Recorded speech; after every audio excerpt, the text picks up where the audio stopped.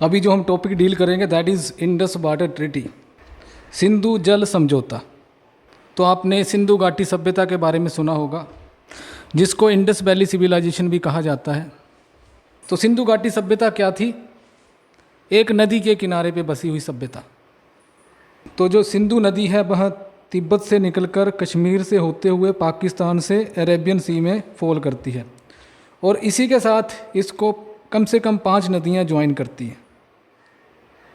इसके रास्ते में इसको कम से कम 5 नदियाँ ज्वाइन करती है, जो इसके साथ मिल जाती हैं। आगे चलकर कुछ नदियाँ इंडिया में ही मिल जाती हैं, कुछ पाकिस्तान में जाके मिलती हैं, और फिर ये जो इंडस रिवर है ये अरेबियन सी में जाती है। अब नदियाँ तो बहुत सारी हैं, जैसे झेलम है, चिनाब है, ब्यास है, सतलुज है, रावी है, पर इसका नाम अंत तक सिंधु क्यों रहता है, इंडस रिवर क्यों रहता है? वो इसलिए रहता है क्योंकि जिस नदी का प्रवाह ज़्यादा होता है और उसके साथ जो दूसरी ट्रिब्यूटरी जुड़ती है जिसका प्रवाह कम होता है, जिसमें कम पानी होता है, वह उसके साथ जब मर्ज हो जाती है तो वो उसके नाम से जानी जाती है, जो बड़ी नदी होती है। सो दैट इज़ वाई जो सिंधु नदी है उसी के नाम से आगे ये सारी नदियाँ जानी जाती हैं। तो इन्हीं नदियों के पानी के बंटवारे को लेकर पाकिस्तान और हिंदुस्तान में शुरू से ही विवाद होना शुरू हो जाते हैं, क्योंकि 1947 से पहले दोनों एक ही देश माने जाते थे। तो जैसे जैसे इनमें थोड़ा विवाद होना शुरू होता है तो 1960 के दौरान इन दोनों देशों के बीच समझौता होता है, और ये समझौता विश्व बैंक के द्वारा करवाया जाता है, जिसको वर्ल्ड बैंक कहते हैं। तो इन नदियों के बंटवारे को लेकर 1960 के अंदर भारत और पाकिस्तान के बीच समझौता होता है, जिसकी मध्यस्थता विश्व बैंक के द्वारा करवाई जाती है, जिसकी मीडिएशन विश्व बैंक के द्वारा करवाई जाती है। तो मुख्य रूप से इसमें 6 नदियाँ हैं, एक इंडस, झेलम, चिनाब, ब्यास, सतलुज और रावी, 6 नदियाँ हैं ये। इन नदियों का पानी किस प्रकार से वितरित किया जाएगा, क्योंकि अल्टीमेटली ये नदियाँ कहाँ पे जा रही हैं? पाकिस्तान में जा रही हैं। तो इन 6 नदियों के पानी को किस प्रकार से वितरित किया जाएगा, यही एक समझौता था। ये भारत और पाकिस्तान के बीच ये समझौता 19 सितंबर 1960 को साइन किया गया था। सिंधु नदी और इसकी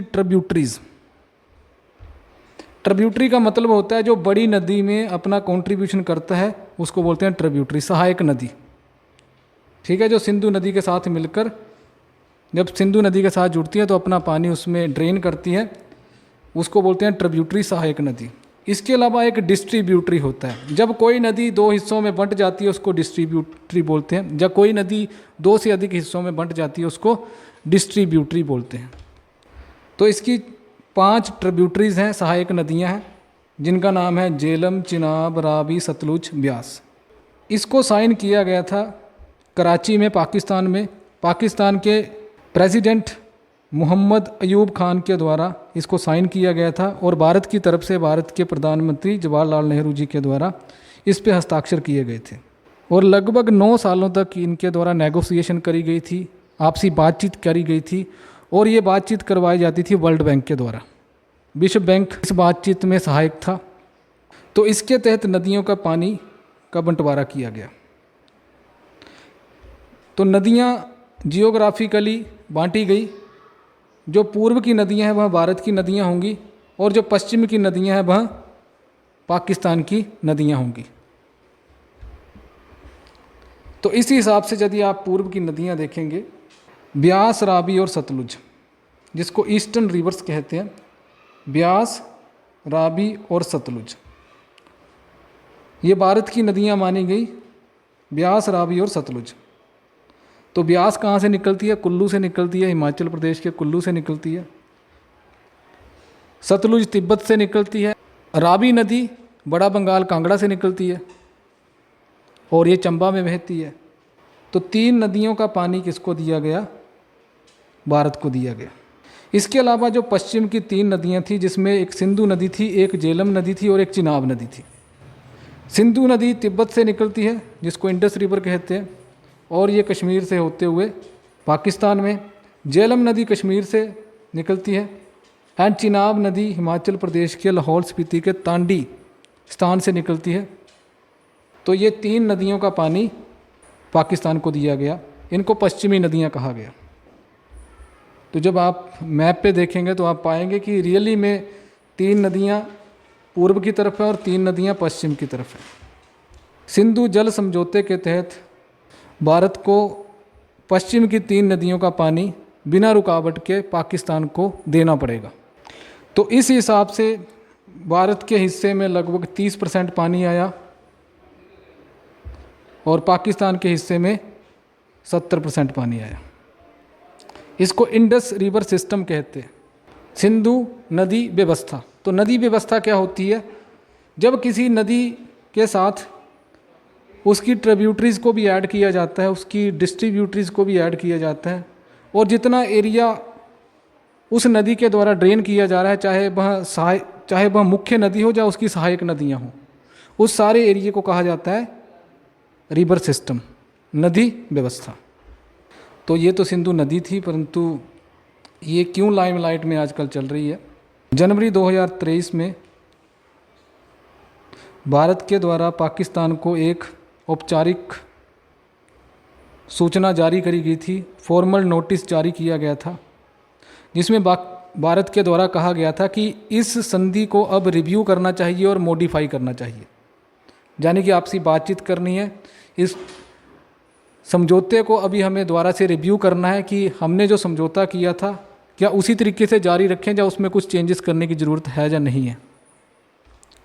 तो जनवरी 2023 में ये नोटिस भारत के द्वारा पाकिस्तान को दिया गया था, और उसके बाद हाल ही में कुछ ही दिन पहले लगभग 1.5 साल बाद भारत के द्वारा फिर से पाकिस्तान को ये नोटिस जारी किया गया है, जिसमें भारत के द्वारा आग्रह किया गया है कि इंडस वाटर ट्रीटी को हम मॉडिफाई करेंगे, मॉडिफिकेशन के लिए आपसी बातचीत करेंगे।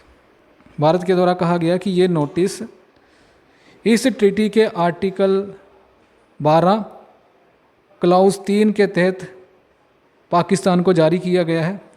तो आर्टिकल 12 क्लाउज 3 क्या कहता है कि इस संधि को यदि 2 सरकारें चाहें तो समय समय पर मॉडिफाई कर सकती है। तो इसी के तहत भारत के द्वारा कहा गया। अब भारत ने ऐसा क्यों कहा कि इसको मॉडिफाई करते हैं, इसके भी कुछ रीज़न दिए जा रहे हैं। सोर्सेज कहते हैं कि भारत के द्वारा कहा गया है कि इस ट्रीटी को इसलिए हम मॉडिफाई करना चाहते हैं क्योंकि एक तो भारत की जनसंख्या में वृद्धि हुई है, दूसरा पर्यावरण के नए इश्यूज़ देखने को मिले हैं, जिसमें भारत के द्वारा प्रतिज्ञा ली गई है कि वह अपनी अर्थव्यवस्था को ग्रीन टेक्नोलॉजी से लेस करने का प्रयास करेगा, ताकि अपने जो एमिशंस के जो हमने टारगेट लिए हैं, एमिशन का मतलब CO2 की एमिशन, CO2 का उत्सर्जन भारत ज़्यादा से ज़्यादा नहीं करेगा, कार्बन डाइऑक्साइड का उत्सर्जन कम करेगा। जब डीजल का प्रयोग किया जाता है, पेट्रोल का प्रयोग किया जाता है तो कार्बन उत्सर्जन ज़्यादा होता है, जिसके कारण ग्लोबल वार्मिंग बढ़ती है। और भारत के द्वारा वैश्विक मंचों में ये कहा गया है कि भारत अपने जो एमिशंस के जो टारगेट है उनको फुलफ़िल करेगा। और यदि हाइड्रो पावर प्रोजेक्ट्स इन नदियों के ऊपर बनाए जाते हैं तो भारत की क्लीन एनर्जी की डिमांड्स पूरी होंगी। क्रॉस बॉर्डर टेररिज्म भी एक रीज़न साइट किया जा रहा है कि पाकिस्तान के द्वारा जो अपने देश से cross border proxy war India में चलाई गई है। आए दिन सुनने को मिलता है कि आज जम्मू कश्मीर के इस एरिया में टेररिस्ट आ गए हैं, उसको रोकने के लिए भारत के द्वारा इसको मॉडिफाई करने की कोशिश करी जा रही है। तो ये रीज़न साइड किए जा रहे हैं। परंतु ये जो 2 नोटिफिकेशंस आई हैं ये उस दौरान आई है। तो पहली नोटिफिकेशन आई थी जनवरी 2023 में, एंड अभी लेटेस्ट जो आई है वो 1.5 वर्ष बाद कुछ ही दिन पहले आई है। तो ये भारत के द्वारा इसलिए जारी करी गई है क्योंकि भारत के द्वारा 2 नदियों के ऊपर हाइड्रो पावर प्रोजेक्ट बनाए जा रहे हैं। जैसे डैम बना है ना हमारा, वैसे ही हाइड्रो पावर प्रोजेक्ट बनाए जा रहे हैं। तो 2 नदियाँ कौन कौन सी बताई? जम्मू एंड कश्मीर में झेलम नदी, जिसकी सहायक नदी किशनगंगा है, इसके ऊपर भारत के द्वारा एक पावर प्रोजेक्ट बनाया जा रहा है कश्मीर की बांदीपुरा डिस्ट्रिक्ट में। और दूसरा चिनाब नदी के ऊपर कश्मीर के किश्तवाड़ डिस्ट्रिक्ट में Ratle hydro electric power project बनाया जा रहा है। इसका विरोध पाकिस्तान के द्वारा इस आधार पे किया जा रहा है। पाकिस्तान कह रहा है कि ये जो 3 नदियां हैं, चिनाब, झेलम और इंडस, ये हमारी नदियां हैं, इसके ऊपर किसी भी प्रकार का पावर प्रोजेक्ट ना बनाया जाए। किशनगंगा जो कि झेलम नदी के ऊपर प्रोजेक्ट बन रहा है, इसकी कैपेसिटी 330 मेगावाट है। किशनगंगा वाला प्रोजेक्ट लगभग बन चुका है। और जो चिनाब नदी के ऊपर रैटल पावर प्रोजेक्ट बन रहा है, इसकी कैपेसिटी 850 मेगावाट है। पाकिस्तान कहता है कि यह इंडस वाटर ट्रीटी, सिंधु जल समझौते का उल्लंघन है।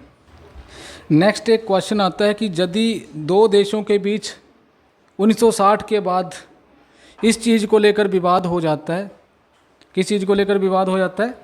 2 देशों के बीच 1960 के बाद नदियों के बंटवारे को लेकर विवाद हो जाता है, किसी भी बात को लेकर विवाद हो जाता है इन नदियों से संबंधित, इंडस वाटर ट्रीटी से संबंधित, कोई देश भी ऑब्जेक्शन कर सकता है कि ये चीज़ गलत है या ठीक है।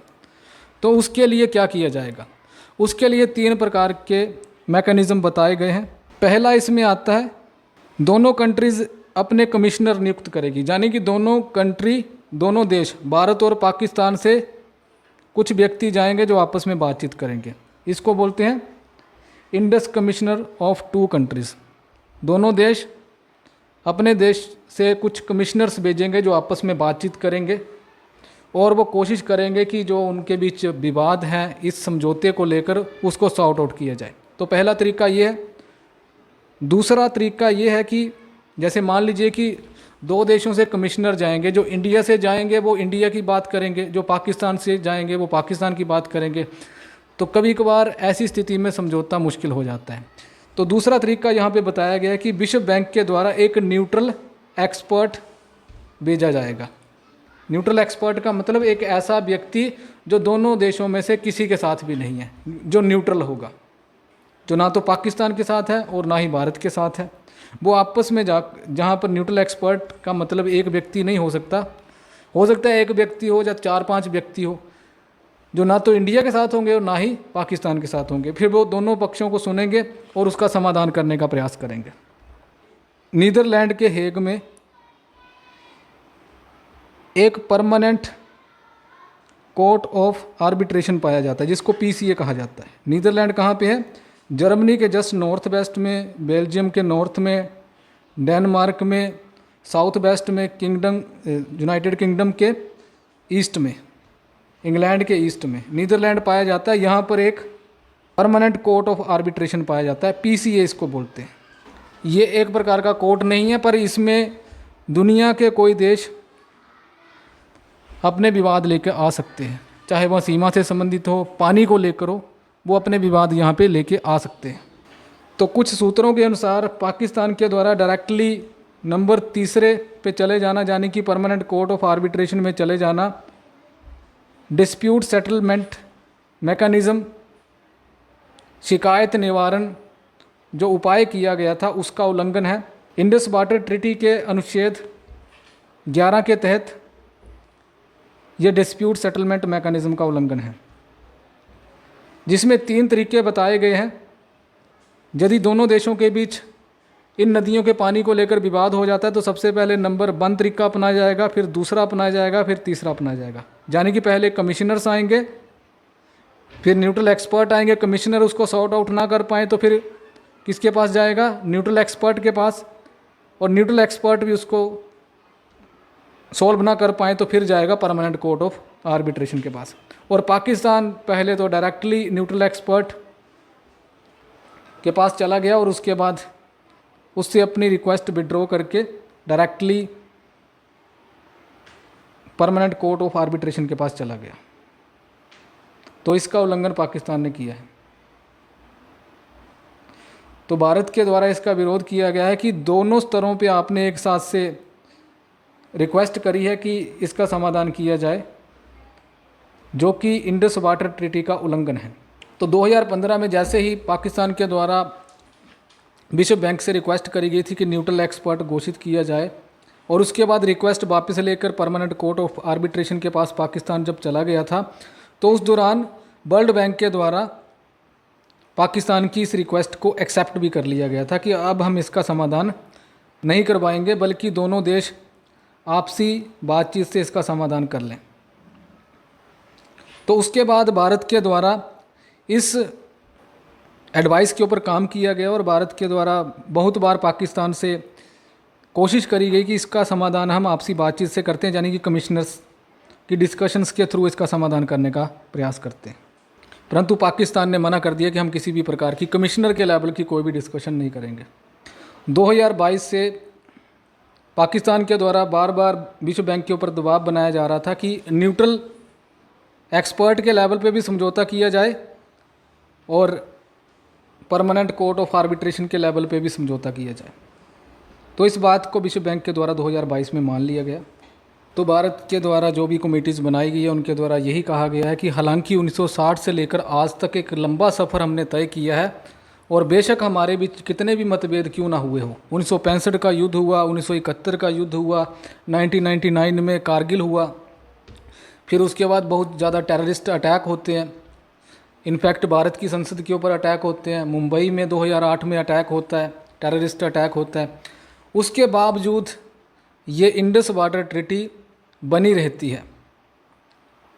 परंतु भारत के द्वारा कहा गया कि वर्तमान में स्थितियां थोड़ी चेंज हो रही हैं ड्यू टू क्लाइमेट चेंज, जलवायु परिवर्तन, ग्लोबल वार्मिंग, वैश्विक तापमान और पर्यावरण के इम्पैक्ट की असेसमेंट करने के बाद ये पाया गया है कि इसमें मॉडिफिकेशन ज़रूरी है। तो ये एक विवाद पूरा है जो दो देशों के बीच चल रहा है। पाकिस्तान चाहता है कि भारत इन नदियों का बिल्कुल भी प्रयोग ना करे और भारत के द्वारा कहा जा रहा है कि ये नदियाँ आपकी ही हैं, बट हमने इसके ऊपर हाइड्रो प्रोजेक्ट बनाए हैं, हम इसके पानी को नहीं रोक रहे हैं।